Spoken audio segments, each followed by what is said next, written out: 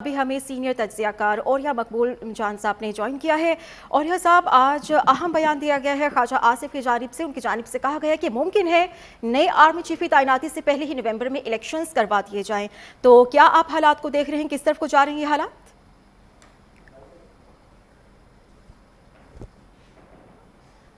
औरिया साहब सुन पा रहे हैं तो बताइएगा कि वज़ीर दिफा ख्वाजा आसिफ की जानिब से जो आज अहम बयान दिया गया है, उनकी जानिब से कहा गया है कि नए आर्मी चीफ की तैनाती से पहले ही नवंबर में इलेक्शंस करवा दिए जाएं।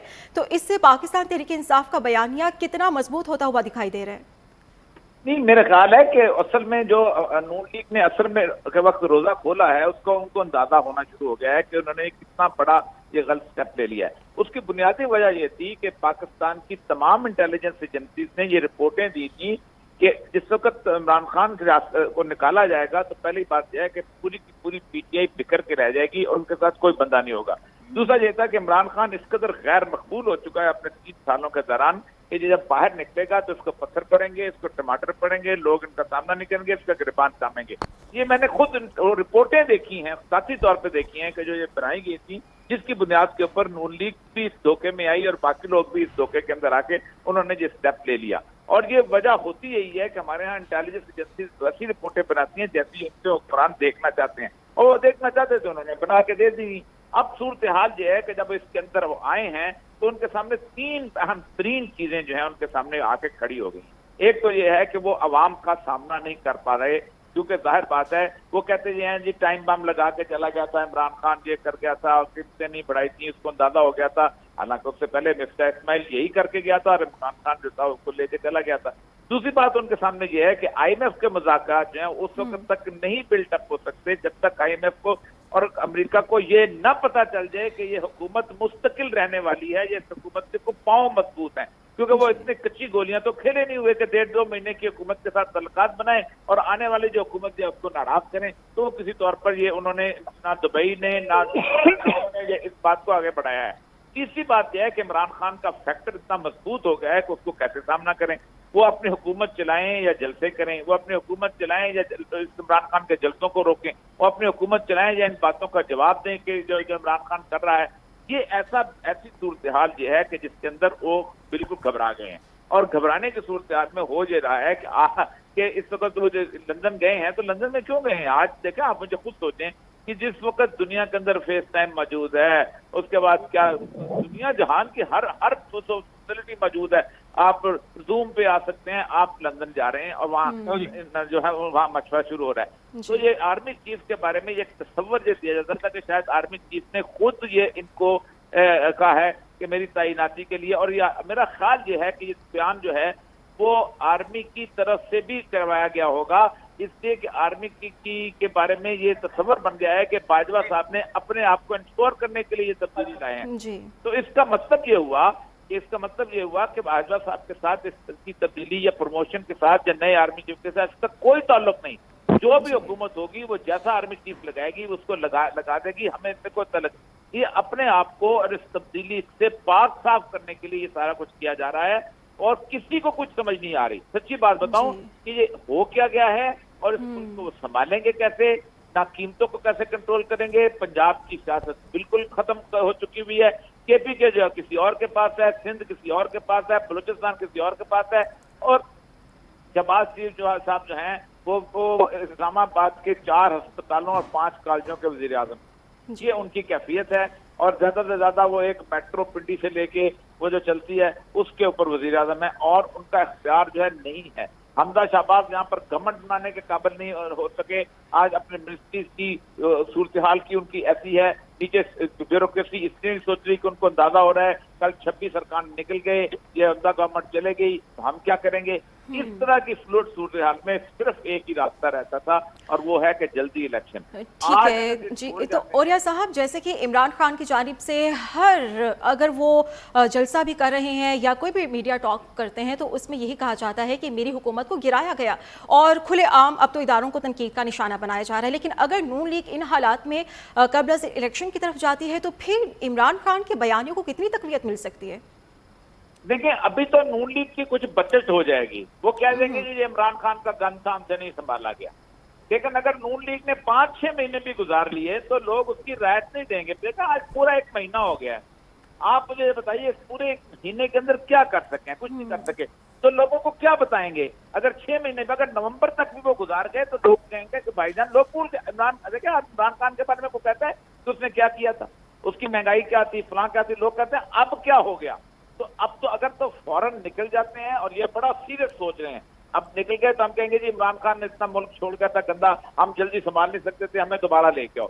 लेकिन अगर वो 1 साल रह गए, 6 महीने रह गए, तो फिर इमरान खान जो है वो और मजबूत हो जाएगा। इसलिए ये बड़ी सीरियस गुफ्तगू है कि प्रमोशन होती है नहीं होती है, आर्मी चीफ की तैनाती होती है नहीं होती है, हम अपना पॉलिटिकल मुस्तकबिल दांव पे नहीं लगा सकते।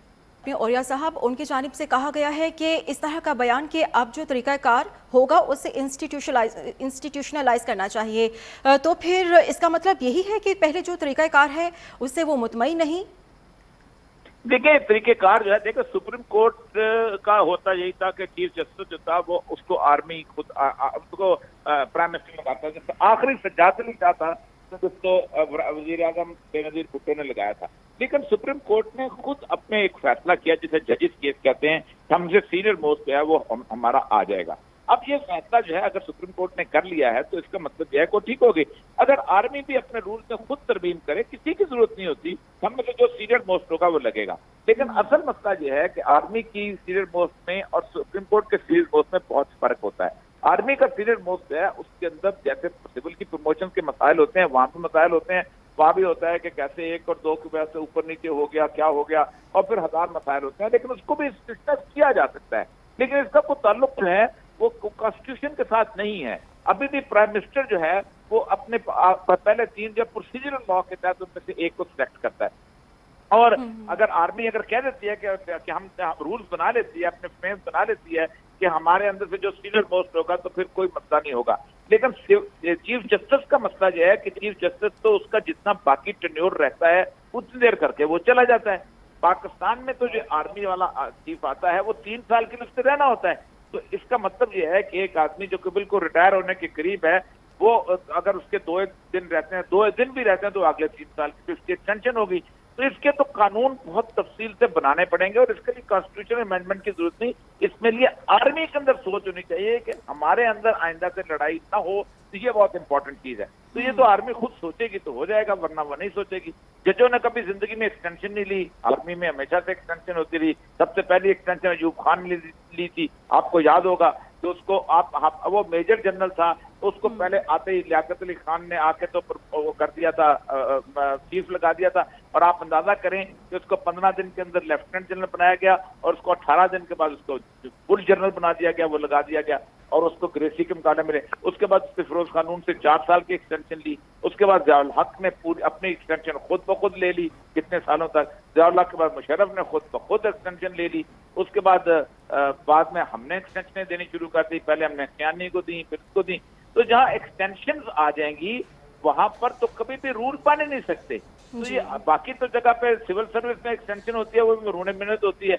असल मसला ये है कि ख्वाजा आसिफ साहब बादशाह आदमी हैं, ये बयान देने के चक्कर में, ये बयान ये सियासतदानों के कंट्रोल की बात नहीं है। ये फौज को खुद सोचना चाहिए कि उनके अंदर खुद रूल उन्होंने बनाना चाहिए कि हमारे यहाँ आइंदा से कोई शख्स एक्सटेंशन नहीं लेगा, खा उसको दुनिया जहान में मजबूरी क्यों ना बन जाए। जी, तो औरिया साहब, इस फौज अगर फैज़ हमीद का नाम भेजे तो वज़ीर आज़म के पास ये कहने की गुंजाइश नहीं कि 5 के बजाय 3 या 8 नाम भेजें, और वो ये भी कह रहे हैं कि मेरिट पर तैनाती होगी। अगर लेफ्टिनेंट जनरल फैज़ हमीद का नाम सीनियरिटी लिस्ट में हुआ तो बिल्कुल गौर भी किया जाएगा। नहीं, नाम तो उनका है, लेकिन सबसे सीनियर तो मेखल साहिब शमशाद हैं, फिर उसके बाद तो चौथे नंबर पे आते हैं।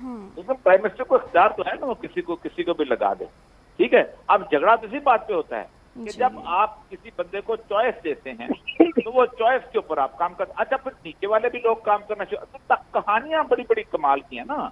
ज़ियाउल हक ने बहुत ज्यादा जनाब उसकी भुट्टो के आगे पीछे घूमा और उसने भुट्टो से ले ली और भुट्टो ने उसको लगा दिया, फिर भुट्टो को उसी ने गिरफ्तार किया। फिर उसके बाद आप आगे आ जाएं, फिर परवेज मुशर्रफ, ये भी 5वें 6ठे नंबर पे था, इसने जनाब मंगला से चोरी चोरी वजीर आजम से मुलाकातें की और परवेज मुशर्रफ आ गया, फिर परवेज मुशर्रफ ने उसी को जनाब अपने यहाँ से निकाल दिया। तो ये तो चीजें हैं, आपको ये सियासतदानों को खुद तय करना चाहिए। आइन में अमेंडमेंट कर लें, या फिर फौज को खुद तय करना चाहिए कि जो भी सीनियर होगा वो बेशक 15 दिन के लिए आर्मी चीफ बने, 15 दिन के लिए बने, उसके ना टेन्योर में एक्सटेंशन की जाएगी, बाकी चीजों के लिए एक्सटेंशन नहीं दी जाएगी। हर बात है, एक इंस्टीट्यूशन है, उस इंस्टीट्यूशन में चल रहा है, एक आदमी खुदा ना खास्ता अगर 2 दिन के बाद आते ही मौत हो जाता है तो क्या इंस्टीट्यूशन तबाह हो जाएगा? वो टेन्योर पूरी 3 साल वो जन्नत से बैठ के टेन्योर तो पूरा नहीं करेगा, वो यहीं रहेगा। उसको तो उसके बाद जो दूसरा आएगा क्या वो जिम्मेदार नहीं होगा? तो ये तय करना चाहिए, लेकिन ये तय ख्वाजा आसिफ के बस की बातें नहीं है। ख्वाजा आसिफ साहब ऐसे बोल रहे हैं, ख्वाजा आसिफ की सिर्फ 2 बंदे अलहदा हो जाए आज तो ख्वाजा आसिफ की हुकूमत गिर जाती है। 2 बंदे सिर्फ, और 2 बंदे कौन? कोई भी हो सकते हैं।